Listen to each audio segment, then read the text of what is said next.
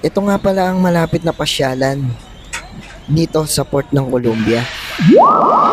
Iba't ibang uri ng ibon at hayop din ang matatagpuan dito.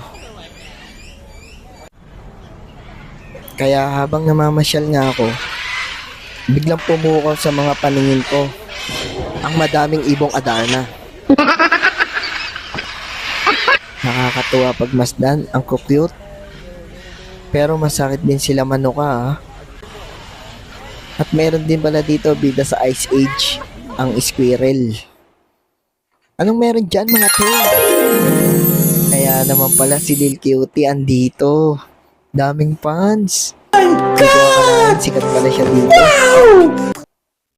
Try natin bigyan ng pagkain niya. Kaya lang baka kagatin ako. Ayaw pa istorbo ni Pogi. Pero mukhang mabait naman